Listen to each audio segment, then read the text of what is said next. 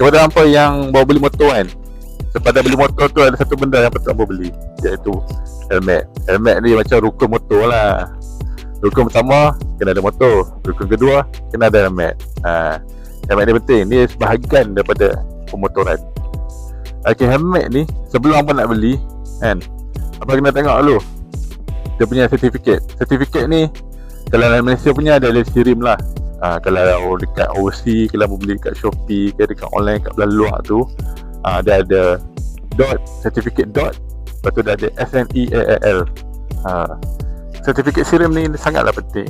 Waktu korang masih accident tu nanti kan, kalau insurans tu still boleh cover, tak ada masalah kan. Tapi kalau bab CPJ memang tak lepas lah. Kalau dia tengok helmet tu tak ada sirim, automatik memang kena kesaman lah.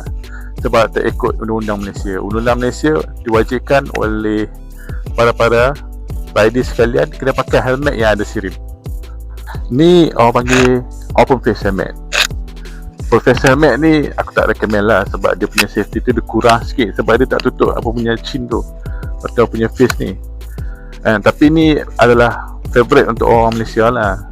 Sebab kalau orang Malaysia tu suka lah helmet macam ni, sebab dia sejuk kan, dia tak panas. Dia sebab dia sesuai dengan cuaca kita, tapi tak sesuai dengan safety kita. Okay, ni helmet touring lah. Helmet touring selalunya kalau hampa tengok dia ada shield kat atas ni. Lepas tu biasanya untuk menghalang cahaya tu direct terus ke mata.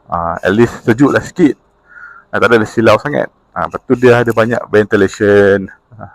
Ventilation ni untuk bagi angin masuk dalam helmet tu lah. Sebab kadang-kadang touring ni dia akan masuk off-road.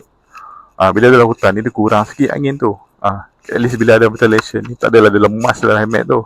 Kalau pakai macam helmet aku pakai ni masuk off-road ni, nanya abad. Nanya. Kali helmet aku pakai ni lah, full face helmet. Yang ni aku sangat recommended lah, sebab dia punya safety dia. Dia lindung hang punya dagu ni, dia lindung hang punya muka ni. At least kalau hang jatuh ke apa ke, tak ada efek teruk sangat. Yang motor kapcal tu pun kita patut pakai sebenarnya. So itulah tip pada saya. Harap ini membantulah nah.